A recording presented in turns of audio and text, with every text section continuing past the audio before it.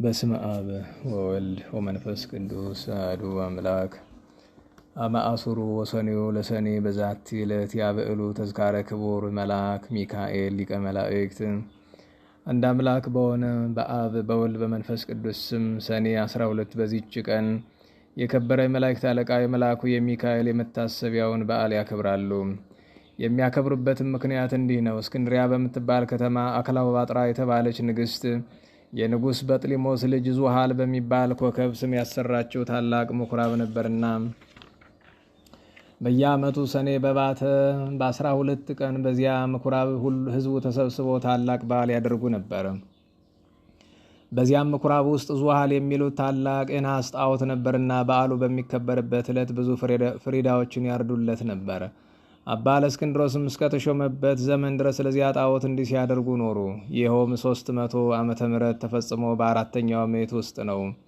አባ ለእስክንድሮስ በእስክንድሪያ ከተማ ሊቀ ጵጵስና በተሾመ ጊዜ ጻድቅ ቆስጠንጢኖስም በነገሰ ጊዜ የክርስትና ሃይማኖት ስለተስፋፋች ያንን ጣዖት ሊሰብረው ወዶ ሳለ ጎስቋሎች ሰዎች ከለከሉት። እንዲህም አሉት፣ እኛ በዚህ ቦታ ይህንን በዓል ማክበርን ለምደናል። እነሆ ከአንተ በፊት 18 ሊቃነ ጳጳሳት አልፈዋል። ይህንን ልማዳችንንም አልለወጡብንም።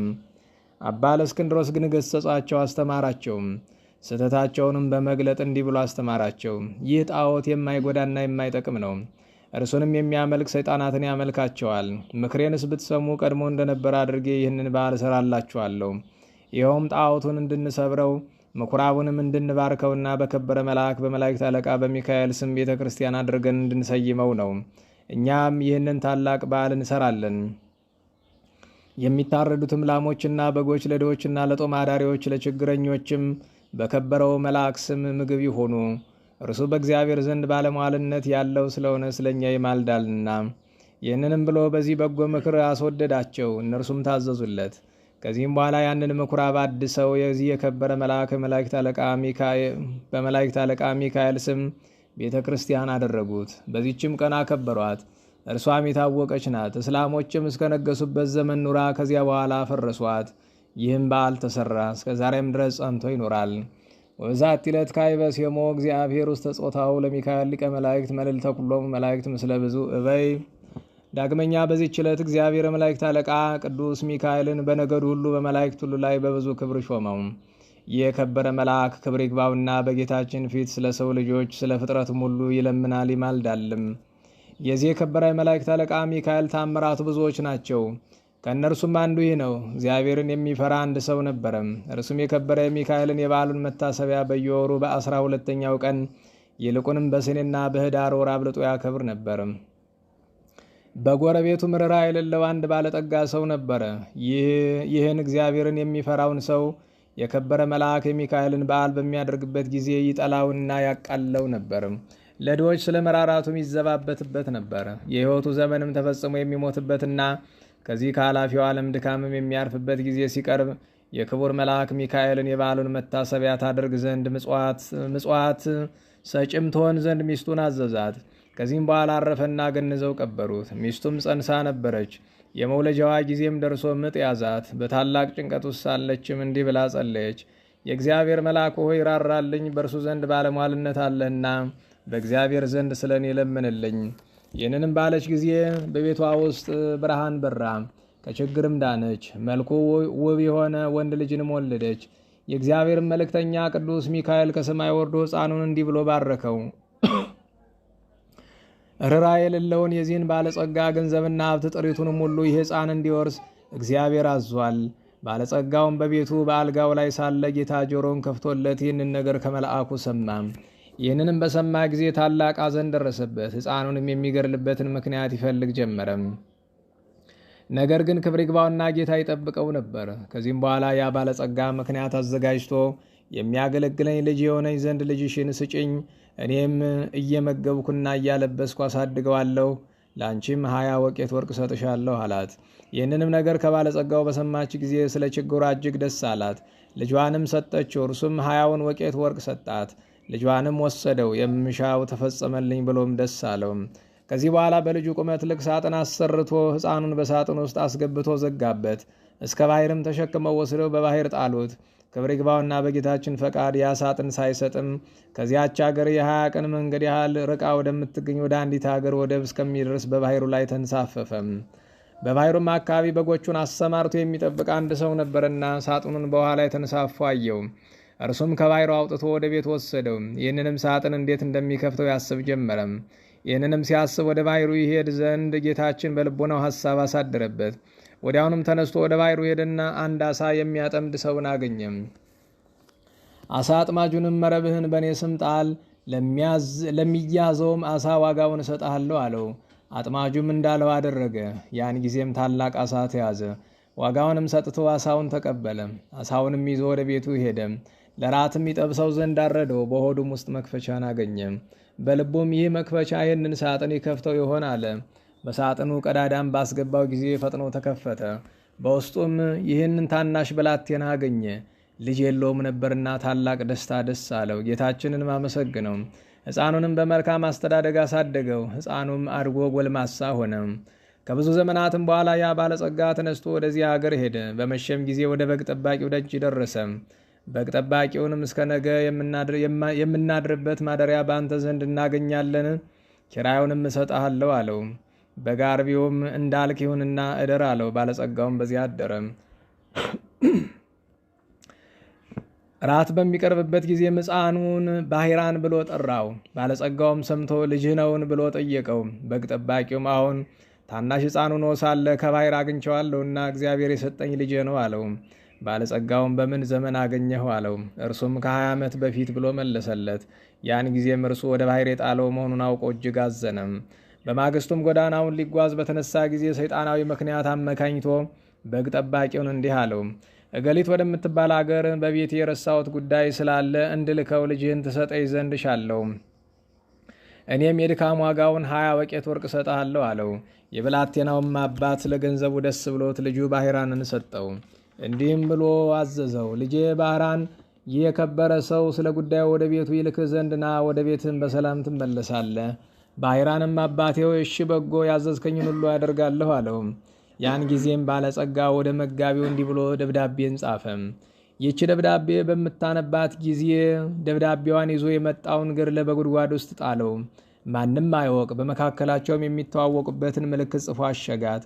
ለባሕራንም ሰጠው። ለመንገዱም የሚሆነውን ስንቅ ሰጠው።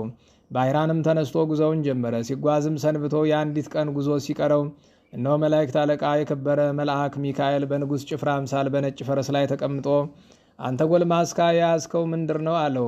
ወደ ገሌ ሀገር ወደ ቤቱ ለማድረስ ከአንድ ባለጸጋ የተጻፈች መልእክት ናት አለው። ያችን ደብዳቤ አሳየኝ አለው። እርሱም ስለፈራ ሰጠው። በዚያን ጊዜም የከበረው መልአክ ሚካኤል ያችን የሞት መልእክት ደመሰሳት። በእርሷ ፈንታም በንፍሃት ለውጦ እንዲህ ብሎ ጻፈም። ይችን ደብዳቤ ይዞ ለመጣ ባሕራን ለሚባል ሰው ይቺ ደብዳቤ ደርሳ በምትነበብበት ጊዜ ልጄ እገሊትን አጋቡት። በውስጥና በውጭ ያለ ንብረቴንና ጥሪቴን፣ ወንዶችና ሴቶች ባሮቼን፣ ጠቅላላው ንብረቴንም አውርሼዋለሁና የፈለገውንም ሊያደርግ ስልጣን ሰጥቼዋለሁና እኔን አትጠብቁኝ። እኔ ብዙ ዘገያለሁ። የእኔ ሹም እገሌ ሆይ በእኔና በአንተ መካከል ይህች ምልክት ናት። ከዚህ በኋላ አሽጎ ለባሕራን ሰጠውና ወደ ባለጸጋው ቤት ሂደ ይህችን ደብዳቤ ለሹሙ ስጠው። በጎዳና ምን እንደተገናኘው አትንገረው፣ እንዳይገድልም ይህንን የሞት ደብዳቤ ለውጬልሃለሁ አለው። ባሕራንም እሺ ጌታ ያዘዝከኝን ሁሉ አደርጋለሁ አለ። ባሕራንም ወደ ባለጸጋው ቤት በደረሰ ጊዜ ያችን ደብዳቤ ለሹሙ ሰጠው። ባነበባትም ጊዜ በመካከላቸው ያለውን ምልክት አገኘ። አስተውሎም እርግጠኛ እንደሆነ አወቀ። ከዚህም በኋላ ለባሕራን ሰርግ አዘጋጅቶ እንደሚገባ በቤተ ክርስቲያን ስርዓት በተክሊል የባለጸጋውን ልጅ አጋቡት። 40 ቀን ያህልም ደስታና ሐሴት እያደረጉ ኖሩ። ከዚህ በኋላ ባለጸጋው ከሄደበት መመለሻው ጊዜ ሆኖ በደስታ የሆነውን የመሰንቆና የእንዚራ ድምፅ ሰምቶ የምሰማው ምንድር ነው ብሎ ጠየቀ። እነርሱም ስሙ ባሕራን ለተባለ የአንተን ደብዳቤ ላመጣ ጎልማሳ ሰው ልጅህ እገሊትን አጋቡት። እነሆ ለ40 ቀናት በሰርግ ላይ ናቸው። ገንዘብህንና ጥሪትህን ሁሉ ወንዶችና ሴቶች ባሮችን አንተ እንዳዘዝክ ሰጥተውታል አሉት። ይህንንም በሰማ ጊዜ ደንግጦ ከፈረሱ ላይ ወደቀ፣ በድንገትም ሞተ። ባሕራንም በጎ ሥራዎችን የሚሠራ ሆነ። የተገለጸለትና ከመገደል ያዳነው የመላእክት አለቃ የከበረ መልአክ ሚካኤል እንደሆነ ሊገድለው የሚሻውን የባለጸጋውን ጥሪቱን ሁሉ ያወረሰውም እርሱ እንደሆነ ተረዳም። የዚህንም የከበረ መልአከ መላእክት አለቃ ሚካኤልን መታሰቢያ በየወሩ ያደርግ ጀመረ። ቤተ ክርስቲያንም ሰራለት። የቅዱስ ሚካኤልንም ስዕሉን አስሎ በቤተ ክርስቲያን ውስጥ አደረገው። ከእርሱም ብዙዎች ድንቆች ተአምራት ተገለጡ። ባሕራንም ቅስና ተሹሞ እስከ ዕለተ ሞቱ በዚያች ቤተ ክርስቲያን ውስጥ የሚያገለግል ሆኖ ኖረ። በዚህ በከበረ የመላእክት አለቃ ሚካኤል አማላጅነት ከእናቱና ከአባቱ ከልጆቹም ጋር የዘላለም ሕይወትን ወረሰ። መድኃኒታችን በተነሳባትም ቀን ይህ ክቡር መልአክ ሚካኤል ከውስጠኛው መጋረጃ ውስጥ ገብቶ በክብር ባለቤት ፊት እንዲህ እያለ ይለምናል። እውነት ስለሆነ ቃል ኪዳን በምድር መታሰቢያን የሚያደርጉትን ትምርልኝ ዘንድ ፈጣሪ ሆይ እኔ አገልጋይና መልእክተኛ ከቸርነት እለምናለሁ። አንተ መሐሪና ይቅር ባይ ነህና። የክብር ባለቤት ጌታችንም እንዲህ ብሎ ይመልስለታል። የመንፈሳውያን ሰማያውያን መላእክት አለቃቸው ሚካኤል ሆይ መታሰቢያን የሚያደርገውን ሁሉ መሸከም እንደምትችል ከሲኦል 3 ጊዜ በክንፎች ተሸክመ እንድታወጣ እነሆን ያዝዤሃለሁ። ይህንንም ቃል በሰማ ጊዜ እጅግ ደስ ብሎት የበዓሉን መታሰቢያ ከሚያደርጉት በክንፎቹ ተሸክሞ የእሳቱን ባሕር አሳለፋቸው። እነርሱንም ከብቻው ጌታ በቀር የሚቆጥራቸው የለም። ስለዚህም የዚህን ታላቅ የከበረ የመላእክት አለቃ ሚካኤልን የበዓሉን መታሰቢያ ለማድረግ መታገል ይገባናል። እርሱ ከሰይጣን ወጥመድ ያድነን ዘንድ በዘመናችን ሁሉ ይጠብቀን ዘንድ ኃጢአታችንንም ያስተሰርይልን ዘንድ መከራችንንም ያርቅልን ዘንድ የምድራችንን ፍሬ ይባርክ ዘንድ ፈቃዱንም ለመስራት ይረዳን ዘንድ ከእኛ ወገን የሞቱትን ዕረፍተ ነፍስ ይሰጥ ዘንድ ወደ መንገድ የሄዱ አባቶቻችንና ወንድሞቻችን ወደ ቤቶቻቸው በሰላም በጤና ይመልሳቸው ዘንድ በመካከላችንም ፍቅርን ያደርግልን ዘንድ እስከ መጨረሻይቱ ምቅታ ድረስ በቀናች ሃይማኖት ያጸናን ዘንድ በእግዚአብሔር ፊት ስለኛ ይለምናልና የክርስቶስ ወገኖች የሆኑ መኳንንቶቻችንንም ጠብቆ በወንበሮቻቸው ላይ ያጸናቸው ዘንድ የሳቱትንም ወደ ቀናች ሃይማኖት ይመልሳቸው ዘንድ ለእግዚአብሔርም ክብር ምስጋና ይሁን። እኛንም በዚህ በከበረ መልአክ አማላጅነት ይማረን፣ በረከቱም ከእኛ ጋር ትኑር ለዘላለሙ አሜን። ሰላም ለሚካኤል መሐሪ ውእቱ ወተአዛዚ ለሰብ በዲበ ሰናይቱ ለቀርነ ዝንቱ መልአክ በድምፀ ንፋቱ በከመ ኮነ ቀዳሚው ውስተ ሰማያት ዕርገቱ ለእግዚአብሔር ይከውን ዳግመ ምጽአቱ። ወዛቲ ለትካይ በኮነ ተዝካረ ረፍታ ለአፎምያ ቅድስት ብእሲተ አስተራኒቆስ ፈሪሃ እግዚአብሔር። ዳግመኛ በዚህች ቀን እግዚአብሔርን የሚፈራ አስተራኒቆስ የሚስቱ ቅድስት አፎምያ የረፍቷ መታሰቢያ ሆነ። ይህም ሰው በየወሩ 3 በዓላትን እያከበረ ኖረ። እሊህም ክብር ይግባውና የጌታችን ኢየሱስ ክርስቶስ የልደቱን መታሰቢያ በየወሩ በ29 የእመቤታችን የቅድስት ድንግል ማርያምን በዓል መታሰቢያ በየወሩ በ21 የከበረ የመላእክት አለቃ የሆነ የቅዱስ ሚካኤልን በዓልን መታሰቢያ በየወሩ በ12 ናቸው። የሚሞትበትም ጊዜው ሲቀርብ እርሱ ሲሰራው የነበረውን ምጽዋት ይልቁንም እሊህን 3ቱን በዓላት እንዳታስታጉል ሚስቱን ቅድስት አፎምያን አዘዛት። እርሷም የከበረ የመልአኩ የሚካኤልን ስዕል ያስልላት ዘንድ ባሏን ለመነችው። እርሱም አሰርቶ ሰጣትና በቤቷ ውስጥ በክብር አኖረችው። ባሏም ካረፈ በኋላ ባሏ ያዘዛትን መስራት ጀመረች። ሰይጣን ግን ቀናባት። በመበለት ሴት መነኩሲት ተመስሎ ከእርሷ ጋር ተነጋገረ። እንዲህም አላት፣ እኔ አዝንልሻለሁ፣ ራራልሻለሁም። ገንዘብሽ ሳያልቅ የልጅነትሽም ወራት ሳያልፍ አግብተሽ ልጅ ተወልጅ ዘንድ እመክርሻለሁ። ባልሽም መንግሥተ ሰማያትን ወርሷልና ምጽዋትን አይሻም። አፎምያም እንዲህ ብላ መለሰችለት፣ እኔ ከሌላ ሰው ጋር ላልገናኝ በእግዚአብሔር ፊት ቃል ኪዳንን አድርጌአለሁ። ርግቦችና መንጢጣት እንኳ ሌላ ባል አያገቡም። በእግዚአብሔር አራያ ከተፈጠሩ ሰዎች ይህ ሊሆን እንዴት ይገባል? ምክሩንም ባልሰማች ጊዜ አራያውን ለውጦ በላይዋ ጮኸባት። እንዲህም አላት፣ እኔ በሌላ ጊዜ እመጣለሁ። እርሷም የከበረ የመልአኩን የሚካኤልን ስዕል ይዛ አሳደደችው። ከዚህ በኋላ ሰኔ 12 ቀን የከበረ የመልአኩ የሚካኤል በዓል በሚከበርበት ዕለት እርሷም የበዓሉን ዝግጅት ስታዘጋጅ ሳለች ብርሃናዊ መልአክ መስሎ መጣ። አፎምያ ሆይ ሰላም ላንቺ ይሁን፣ እኔ መላእክት አለቃ ሚካኤል ነኝ። ጌታ ወደ አንቺ ልኮኛልና እርሱም ይህንን መመጽወትሽን ትተሽ ለአንድ ምእመን ሚስት ሆኝ ዘንድ ጌታ አዞሻል። ባል የሌላት ሴት መልህቅ የሌለውን መርከብ እንደምትመስል ወቂ። እንደ አብርሃምና ያዕቆብ እንደ ዳዊትም እንደ እነርሱ ያሉ ብዙ ሴቶችን እንዳገቡ እግዚአብሔርንም ደስ እንዳሰኙት ከብሉይ ኪዳን መጻሕፍት ጥቅሶችን ያመጣላት ጀመረ።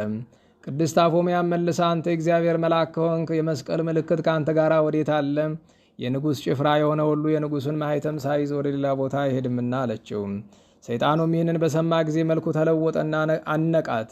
እርሷም ወደ ከበረው መልአክ ወደ ሚካኤል ጮኸች። ወዲያውንም ደርሶ አዳናት። ያንንም ሰይጣን ይዞ ይቀጣው ጀመረም። ሰይጣኑም ጮኸ፣ ማረኝ፣ ያለ ጊዜ የማታጥፋኝ እግዚአብሔር እስከ ዓለም ፍጻሜ ታግሶናልና እያለ ለመነው። ከዚያም ተወውና በረረው። የከበረ መልአክ ሚካኤልም እንዲህ አላት፣ ብጽዕት አፎምያ ሆይ ሄደሽ የቤትሽን ሥራ አዘጋጂ። አንቺ ዛሬ ከዚህ ዓለም በሞት ትለያለሽና፣ እነሆ እግዚአብሔር ዓይን ያላየውን ጆሮም ያልሰማውን በሰውን ልብም ያልታሰበውን አዘጋጅቶልሻል። ይህንንም ብሎ ሰላምታ ሰጣት። ወደ ሰማያትም አረገ። የበዓሉንም ዝግጅት እንደሚገባ ከፈጸመች በኋላ ወደ ኤጲስቆጶስና ወደ ካህናት ሁሉ ላከች። ወደ እርሷን በመጡ ጊዜ ለድሆችና ለጦም አዳሪዎች ይሰጧቸው ዘንድ ገንዘቧን ሁሉ አስረከበቻቸው። ከዚህም በኋላ ተነስታ ጸለየች። የከበረ የመልአኩ የቅዱስ ሚካኤልንም ስዕል አንስታ ታቅፋ ሳመችው። ያን ጊዜም በሰላም አረፈች። ለእግዚአብሔርም ክብር ምስጋና ይሁን፣ እኛንም በጸሎቷ ይማረን። የዚህም የከበረ መልአክ ሚካኤል የረድኤቱ ኃይል ሁላችን የክርስቲያን ወገኖች ይጠብቀን ለዘላለሙ አሜን። ሰላም ለአፎምያ ዘሞአቶ ለመስቴማ በቃለ ትዕይንት ሶበ ተቃወማ በዛቲ ዕለት በከመ አደማ ስእሎ ለሚካኤል እንዘታነብር በፍጽማ ውስተ ዘላለም ዕረፍት ፈለሰት ምጻማ። በዛቲ ዕለት አይረፍ አባ ዮስጦስ ሊቀ ጳጳሳት ዘእስክንድርያ ዘቦቱ ሳድስ ሞልቆሙ ላበው ሊቃነ ጳጳሳት። በዚህችም ዕለት ለአባቶች ሊቃነ ጳጳሳት ስድስተኛ የሆነ የእስክንድርያው ሊቀ ጳጳሳት አባ ዮስጦስ አረፈ። ይህም የከበረ አባት ከእስክንድርያ አገር ሰዎች የተማረ አዋቂ ሰው ነበረ። እርሱንም ከእናትና አባቱ ከሌሎችም ብዙዎች ሰዎች ጋር የክርስትና ጥምቀትን ወንጌላዊው ማርቆስ አጠመቀው። ከዚህም በኋላ አናጉንስጢስነትን ሾመው። ከአናጉንስጢስነትም በኋላ ዲቁና ሾመው። ከዚህም በኋላ በሌላ ጊዜ ቅስና ሾመው። በቅዱሳን ያኖስ ዘንድ እያገለገለው የቤተ ክርስቲያን መጻሕፍትንም በመማር አደገ። ሕዝቡንም ሁልጊዜ መከራቸውና ይገስጻቸው፣ ያስተምራቸውን በቀናች ሃይማኖትም ያጸናቸው ነበረ። አባ ብርሜዎስም ባረፈ ጊዜ ያለ ፈቃድ ወስደው በእስክንድርያ ከተማ ሊቀ ጵጵስና ሾሙት። በግብፅ አገር ያለች ቤተ ክርስቲያንንም በመልካም አጠባበቅ እንደሚገባ ጠበቃት። በወንጌላዊ ማርቆስ ወንበርም 12 ዓመት ከኖረ በኋላ በሰላም አረፈ። ለእግዚአብሔርም ክብር ምስጋና ይሁን፣ እኛንም በጸሎቱ ይማረን፣ በረከቱም ከእኛ ጋር ትኖር ለዘላለሙ አሜን። ሰላም ለዮስጦስ ማርቆስ ዘአጥመቆ ምስለ አቡ ወእሙ በአስተላጸቆ ረሲኦ በንጽ ወበቅድስና ልሂቆ በዛቲ ዕለት ዛልቦ ናፍቆ በድሮ ፈጸመ ወሰለጠ ጻሂቆ። በዛቲ ዕለት አይረፍ አባ ቄርሎስ ሊቀ ጳጳሳት ዘአገረ እስክንድርያ ሞልቆሙ ላበው ሊቃነ ጳጳሳት 67ቱ። በዚህችም ዕለት ለአባቶች ሊቃነ ጳጳሳት 67ኛ የሆነ የእስክንድርያ ሊቀ ጳጳሳት አባ ቄርሎስ አረፈም። ከእርሱም አስቀድሞ የነበረ አባ ገብረ ክርስቶስ ባረፈ ጊዜ ኤጲስቆጶሳትና የሕዝብ አለቆች ተስማምተው ወደ አስቄጥስ ወደ አባ መቃርስ ገዳም ወጡ። ለዚህች ለከበረ ሹመት የሚገባውን እየመረመሩ 2 ወር ያህል ኖሩ። በአባ ዮሐንስ አጺር ገዳም የትንቢት መንፈስ ያደረበት ስሙ ገብረ ኢየሱስ የሚባል አንድ ሰው ነበረ። ለእርሱም የእግዚአብሔር መልአክ ተገልጾለት እንዲህ አለው፣ ለኤጲስቆጶሳቱ ለዚህች ለከበረ ሹመት የሚገባ ስሙ ገአርጊ የሚባል በመካከላቸው አለና አትዘኑ በላቸው አለው። ያን ጊዜም ቅዱስ ገብረ ኢየሱስ ይህንን ነገር ነገራቸው። ከዚህ በኋላ ይህንን አባት ይዘው ያለ ፈቃዱ በወንጌላዊ ማርቆስ ወንበር ላይ ሊቀ ጵጵስና ሾሙት። እርሱም እጅግ አዋቂ ነበርና በሹመቱ ዘመን ቤተ ክርስቲያን ደስ ተሰኘች። ኤጲስቆጶሳትንና ቀሳውስትን ዲያቆናትንም ሾመ። ብዙ አብያተ ክርስቲያናትንም አደሰ። ከዚህ በኋላ ለኢትዮጵያ ሀገር አንድ ጳጳስ ሾመ። በእውቀቱና በደግነቱ እጅግ ደስ ተሰኙበት። ብዙዎችን ከክፉ ሥራ ወደ በጎ ሥራ መልሷቸዋልና እግዚአብሔርንም የሚፈሩ ሆነዋልና በበጎ ሥራም ጸንተዋልና። ለንጉሡ እንዲሁም ለመኳንንቱ ብዙ ሚስቶች ነበሯቸውና እርሱ ስላስተማራቸውና ስለገሰጻቸው ሚስቶቻቸውን አሰናብተው እንደ ሕጉ በየአንዲት ሴት ጸኑ። የከበረ አባ ቄርሎስም 11 ዓመት ከ3 ወር ተኩል ሲፈጸምለት ሥጋውና ደሙን ተቀብሎ በሰላም አረፈ። ሥጋውን ወደ አስቄጥስ ገዳም ወደ አባ መቃርስ ደብር ተሸክመው ወስደው ከከበሩ ሊቃነ ጳጳሳት አጽም ጋር አኖሩት። ለእግዚአብሔርም ክብር ምስጋና ይሁን፣ እኛንም በዚህ አባት ጸሎት ይማረን፣ በረከቱም ከእኛ ጋር ትኖር ለዘላለሙ አሜን። ሰላም እብል ለቄርሎስ ሊቅ ጵጵስናው ዘኮነ በትንቢተ ብእሲ ጻድቅ ለዝ ማይምር ምስባተ ዓለም ርሁቅ በወይዘ ቃሉ ለምለሙ አይጹቅ በትምህርቱ ነበሩ ወልህቁ ደቂቅ።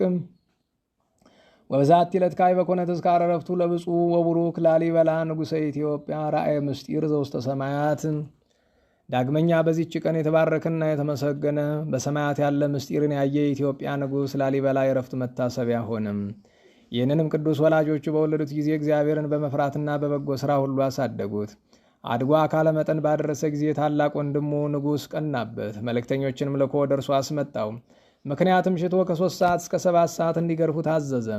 ከዚህም በኋላ በፊቱ እንዲያቆሙ ታዘዘ። ባቆሙትም ጊዜ የደረሰበት ጉዳት እንደሌለ አይተው ንጉሡና መኳንንቱ ሁሉ አደነቁ፣ የእግዚአብሔር መልአክ ከግርፋት ሰውሮታልና። ከዚህ በኋላም ወንድሙ ንጉሥ በአንተ ላይ ስላደረግኩት ክፉ ሥራ ወንድሜ ሆይ ይቅር በለኝ ብሎ ለመነውና እርስ በርሳቸው ታረቁ። ከዚህ በኋላም እግዚአብሔር መንግሥትን አወረሰው። መንግሥትንም በያዘ ጊዜ እግዚአብሔርን በሚያገለግልበት ሥራ በረታ። ሁልጊዜም ለድሆች ለምስኪኖችና ለችግረኞች ይመጸውት ነበር። ክብር ይግባውና ጌታችንም የፍቅሩን ጽናት ባየ ጊዜ የእግዚአብሔር መልአክ ተገለጠለት። ወደ እርሱም ወደ ሰማያት አወጣው። 10ሩን አብያተ ክርስቲያናትንም እንዴት እንደሚሰራቸው አሳየው። እነርሱም ስራቸው የየራሳቸው የሆነ ልዩ ነው። ተመልሶም መንፈስ ቅዱስ እንዳራቀቀው መጠን በአስደናቂ ጥበብ አነጻቸው። እሊህንም አብያተ ክርስቲያናት አንጾ በፈጸመ ጊዜ መንግሥቱን ለወንድሙ ልጅ አወረሰም። ከዚህ በኋላም ክብር ይግባውና ጌታችን ኢየሱስ ክርስቶስ በብርሃን ሰረገላ ተቀምጦ የሚያስፈራ መብረቅን የተጎናጸፉ አይላፋት ሰራዊቱ በዙሪያውን ሆነው ወደ እርሱ መጥቶ እንዲህ አለው። ወዳጄ ላሊበላ ሆይ ሰላም ይሁንልህ። እኔም በማይታበል ቃል እነግርሃለሁ። ማደሪያ በክብር ሁሉ ከከበሩ 12ቱ ሐዋርያት ጋር ይሁን። በጸሎትህና በቃል ኪዳንህ ለሚታመን እምነቱ እንደ ጴጥሮስና ጳውሎስ ደም መፍሰስ ይሆንለታል። ወደ ቤተ መቅደስም የሄደ በኢየሩሳሌም ወዳለው ቤተ መቅደሴ እንደሄደ ይሆንለታል። መቃብርህንም የተሳለመ የሥጋዬን መቃብር እንደተሳለመ ይሆንለታል። በየዓመታቱ ወሮች ሁሉ የተራቡትን እያጠገበ የተጠሙትንም እያጠጣ መታሰቢያን ለሚያደርግን የተሰወረ መና መግበዋለሁ። የሕይወት ጽዋንም አጠጣዋለሁ። በመታሰቢያ ቀንም ዕጣን ወይም ስንዴ የሚያገባውን እኔ በኢየሩሳሌም ሰማያዊት በውስጠኛው መጋረጃ አስቀምጬ ከተቆረሰው ሥጋ ያቆርበዋለሁ። በአማላጅነትም እየታመነ የገድልህን የቃል ኪዳንን መጽሐፍ የሚጽፈውን ያንተ ስም በተጻፈበት ቦታ እኔ ስሙን እጽፋለሁ። በፍጹም ልቡ ለሚያምን ይህንን የማይታበል ቃል የተናገርኩ ይኸው እግዚአብሔር ልጅ እኔ ኢየሱስ ነኝ አለው። ላሊበላም ይህንን ቃል ኪዳን ስላጸናለት ክብር ይግባውና ጌታችንን እያመሰገነ በምድር ላይ ወድቆ ሰገደ። ጌታችንም ሰላምታ ሰጥቶት በክብር በምስጋና ወደ ሰማይ አረገ። ከዚህ በኋላም ጥቂት ሕማም ታሞ በሰላም አረፈ። ነፍሱንም የብርሃን መላእክት ተቀብለው የዘላለም ሕይወት ማደሪያ ወደሆነ ማረፊያ ያስገቡት።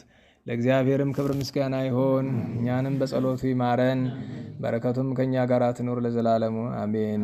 ሰላም ለላሊበላ ሐናጺ መቅደሱ በጥበብ በእብን ይቡስ እንበለ መሬት ርጡብ ነሲዮ መባይተም እግዚአብሔር አብ በዘይተአመር ሎቱ ምስፍና ወምግብ ወዝንቱ መዓር ተድላ ነገሥት ወሕዝብ በዕለተ ተወልደ ተአክተ በንህብ በስመ አብ ወወልድ ወመንፈስ ቅዱስ አሐዱ አምላክ አማስሩ ወሰሉሱ ለሰኔ በዛቲ ዕለት አይረፈ አባ ዮሐንስ ኤጲስቆጶስ ኢየሩሳሌም።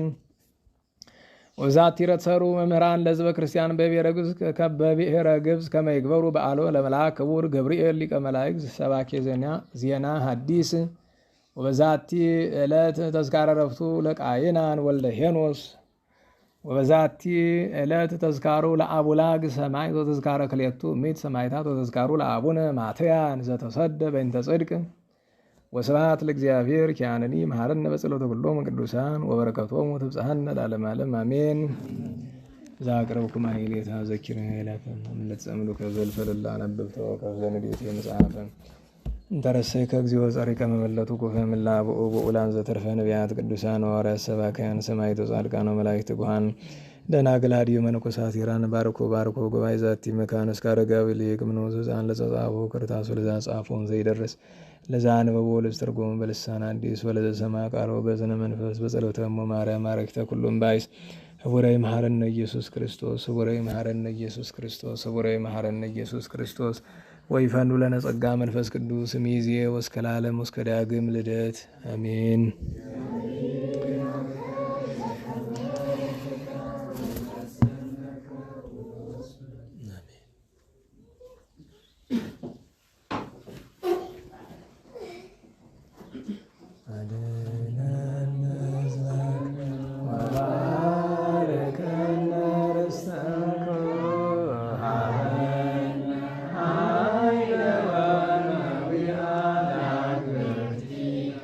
Amen.